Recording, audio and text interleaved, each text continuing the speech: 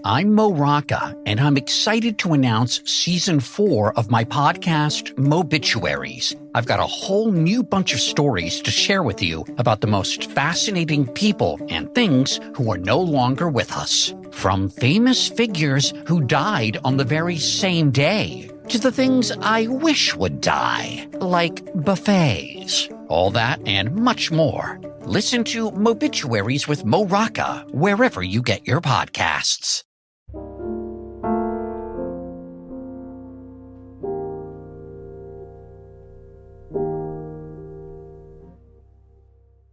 Alright, what's up guys? Welcome to another episode or extra of the TMossBoss show. Lately I've been struggling with episodes, so I really don't know if this is going to be an episode or not. But anyways, what I wanted to talk on is WWE right now and how successful it's going to be. And when these like the actions that they're doing right now is definitely going to have a long-term effect. And I feel like it is going to, it's going to be the best thing ever, bruh. Like, it is honestly going to be the best thing ever. Honestly. I'm saying they just brought back this tag team from NXT, Hit Row, I believe that's their name. And I remember, like, when NXT was coming out, like, I was watching them. They had that one guy, he goes by Swerve Strickland now on AEW. But, yeah, it was like him freaking, yeah, it was like, it's good. And then, on top of that, they brought back Karrion Kross. Who are some other wrestlers they brought back? Oh, the one quiet guy. I actually like that guy from NXT. So if you don't watch NXT, you probably don't know who I'm talking about. But it seems like, yeah, they've been bringing back a lot of different NXT wrestlers and stuff. And now they're thinking that Bray Wyatt, like, he's definitely going to be coming back. Like, there's like blogs that I've seen online where they're for certain that he's going to go back to WWE. And, yeah, I honestly feel like in the route that they're heading down, like, you definitely, because, see, here's what I personally think. Before Triple H became in control of, like, the creative, like, you know, directing, or just overall his, like, before his power, I felt like wrestlers was there, but they wasn't leaving an impact like how wrestlers were back in, you know, the early 2000s. Like, remember in the early 2000s, we had The Rock, Stone Cold Steve Austin, Triple H, Undertaker. We had the Dudley Boys, the Hardy Boys, Edge and Christian. I'm saying, like, when we had it where there was, like, these guys was putting on these top tier shows, I honestly feel like that's where WWE is heading now. Like, I feel like that, you know, with overall, like, with the right people behind, like, the scenes and stuff, and then you have the right wrestlers out there, in, you know, in front of the audience, I don't see how WWE can fail.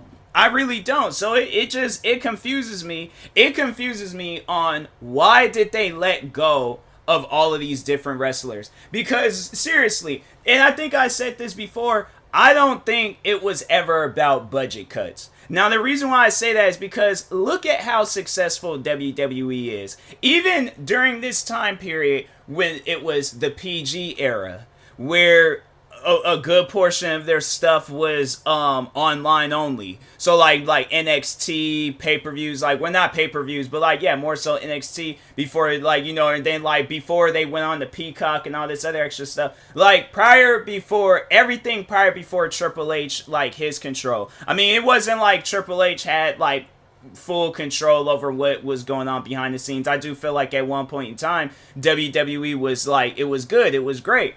But at some point in time, they fell off. But look at how successful they still was doing. I mean, even look at their YouTube channel, bro. Like, honestly, the amount of things that WWE, like, could have done, and that they're, like, I mean, honestly, think about it. The amount of things that WWE could have done, and they didn't do it, it kind of leaves you, like, what? Why? You know, like, why did you guys not, you know, do the things that y'all was supposed to be doing? It really confuses me, because I'm like, you guys had the talent. I'm saying, like, I look at some of the background of these, like, wrestlers and stuff, and it confuses me on how many talented wrestlers they had, and they let go of them. Like, why? You had it where if these wrestlers, I'm saying, like, if you think about it, like, and this is me personally, what I would do if I had a wrestling company, right? Like, and it was on that same level of WWE. I have it where these wrestlers, the top tier wrestlers, or pretty much like what Tony Khan, what he's doing with AEW. Have it where these wrestlers, they got their online stuff going on. Have it where they're kind of like in the small league of AEW, and then have it where they're eventually in the like bigger leagues, like AEW Dynamite and stuff. Like, so they have like the AEW Dark, then they have AEW Rampage, and then AEW Dynamite, which is like, that's the big show. That's that mid show, or not the mid show, but it's like the show in the middle of the week, but it's like the most successful show on Wednesdays. Like, think about it. It's like, what else are we watching on Wednesdays when it's wrestling? Yeah, you may have like your diehard WWE fans, but think back on when NXT was coming out on Wednesdays. They couldn't compete because of how successful AEW was. And so I'm saying, me personally, I would take some pointers from Tony Khan. Like, I'm not trying to make it seem like that, he's the only great wrestling leader in the league and stuff. Like, no, there's other greats in the wrestling industry, but I just feel like, me personally, what Tony Khan is doing with his brand, it's successful. You can't go wrong with that. You can't go wrong with having wrestlers start off in the smaller leagues, have it where they're on this YouTube channel. So, like, me, if I had a wrestling company on the same... Hold on for 1 second. No, it was, I'm currently watching wrestling right now, so if there's ever a time where I just kind of like pause and stuff, it's because something important's on TV, and I need to watch it, okay? But anyways, back to what I was saying. So, I'm on the same level, right, as WWE. I got a wrestling company out there like that, right? I would have it where these smaller talented, wrestlers, where it's like they haven't really been like on the big screens just yet, but have it where they are doing some of the most top tier matches, right? Top tier matches. This is just like, have it where it's like their matches speak for themselves. And then like, as they're doing that, then have it where it's like, okay, they're working on their microphone skills, thinking of some jokes to crack, thinking of some segments that they can do for when they have it, like, make it to the big leagues, like, or have it where it's, and I'm pretty sure they probably might do something like that in wrestling, but have it where, as they're putting on these top tier matches, so it's like, okay, you negotiate what you're going to do with this wrestler, have like your, what you're going to do and all that stuff, make sure you got it all down for when you do your wrestling match and things for the YouTube channel or for the smaller show, right? So anyways, have it where they do that, go and do their their matches on the smaller, and like whatever matches you want to do, you guys are for it. So if you want to do like a tables match, y'all, if you guys want to do that, do that. If you guys want to have a ladder match, have a ladder match. Have it where you guys then made up some old fake contract, but just, come up with some sort of creative writing. Leave it to where it's like those wrestlers also have an input on what they want to do too. I think Tony Khan does the same thing, but also kind of have my input, so it's like we're sitting down as a group. Like, my thing is this: if I have a wrestling business, right? I have a wrestling, or just any business, but let's say, like, with this wrestling business, I'm having it where all of us, all together, we're either playing video, let's say we're playing freaking private Call of Duty game, right? We're playing a private Call of Duty game, but at the same time, we are talking about this week's show. So let's just say, like, overall, like, if I got like this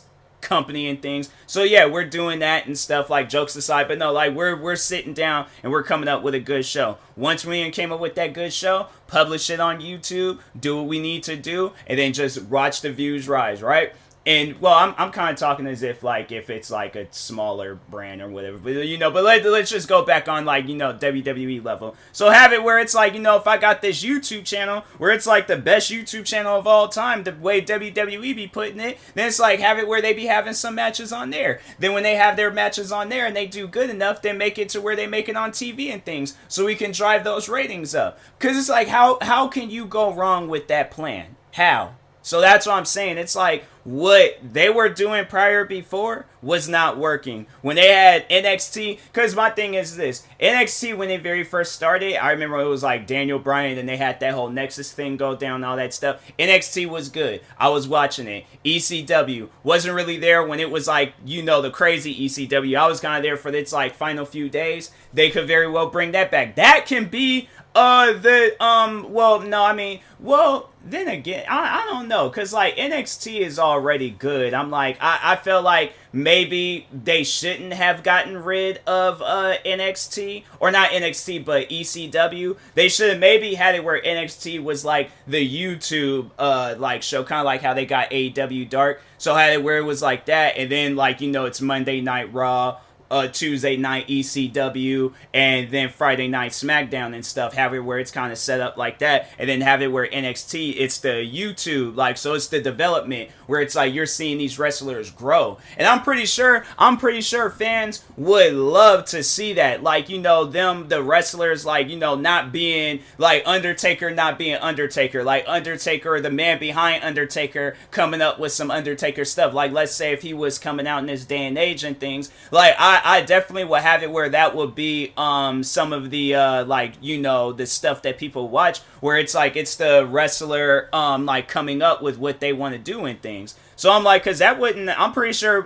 people will watch that. People would like to see that and stuff. What other things? There are so many things like creatively that they can come up with WWE. So it just kind of trips me out that the route that WWE, because if you think about it, WWE started going downhill when that Chris Benoit situation had happened. When that Chris Benoit situation happened, they got all PG. I mean, it was still good. Like, they were still doing their thing. But during that PG era, they was coming out with them movies that was only lasting in theaters for like, what, 2-3 days. There wasn't a whole lot of blood. There wasn't a whole lot of crazy matches and stuff. So you think back on some of them pay-per-views back then, even the pay-per-view that I went to, it wasn't a memorable pay-per-view, or No Way Out, the 2009 No Way Out, but it was still like, still just dope to see it. But it's like the 2 times I went to wrestling, you would see, even you kind of see it now, where it's like there's some empty seats and things,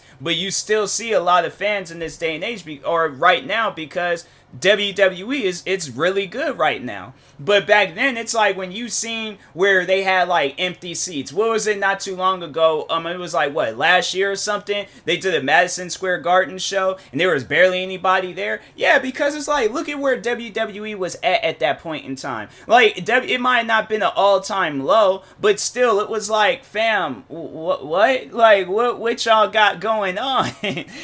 So it kind of confuses me that it's like, you guys had the money, you had the resources, you literally could have made the money from YouTube. I mean, I think I've talked on this before, but no, let's see how many YouTube subscribers they have.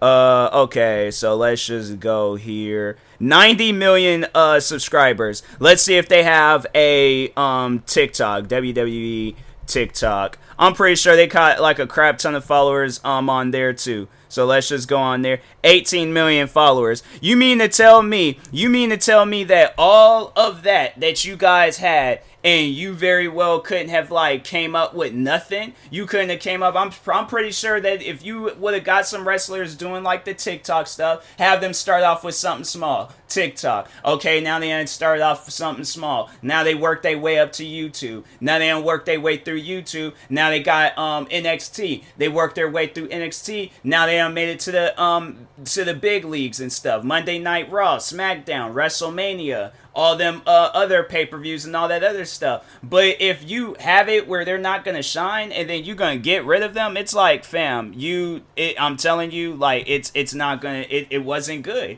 It was not good what they had going on with WWE. So it's dope what they got going on now. These top tier matches, bringing wrestlers back and things. Like, I think it's good, and I think with Triple H, and that's what you like. Just kind of taking the time to just give a shout out and a thank you to Triple H. Like, nah, that man, you are killing it. Like, I highly doubt Triple H is gonna hear this podcast episode. But let's just say if I was big enough to where Triple H would hear this podcast episode, no, Triple H is he's been killing it. He has really been killing it.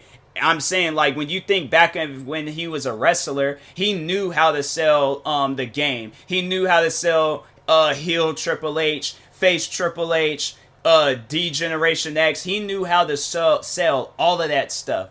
And you can look at him and tell he was the top dog. He was the leader. He's where, like, you go to him when you trying to figure out stuff. Then he had, like, when he was behind NXT, because I know a lot of people, they talk on, like, Triple H when he was doing that. Like, I think there was when like Sasha Banks, like this is like during that time. I wasn't really watching NXT around that time when they had like Roman Reigns, Sasha Banks, what are some other stuff, and or other wrestlers, but it's like he had it where those guys was on there. Then it's like, now look at them, they're some of the most top tier wrestlers. Why? Because they listened to Triple H. Now there might have been some that already knew what they were doing, but I promise you and I guarantee that there's wrestlers that listen to Triple H, they listen to Shawn Michaels, they knew exactly what they were doing, and now look at them, some of the most top tier wrestlers in WWE right now, or in AEW or Impact, wherever they're at.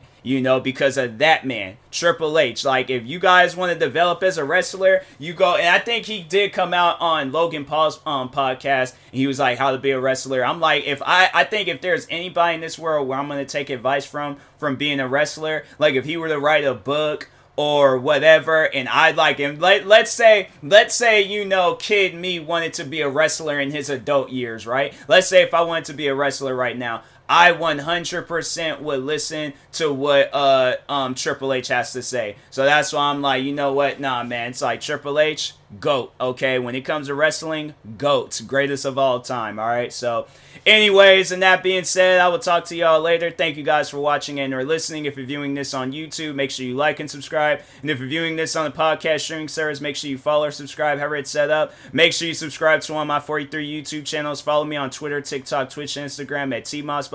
And make sure you follow my Facebook page at TMossBoss fan page. Also, if you are purchasing any tickets from SeatGeek, make sure you use my promo code TMossBoss. It will knock $20 off your first purchase. Thank you guys for watching and or listening, and peace.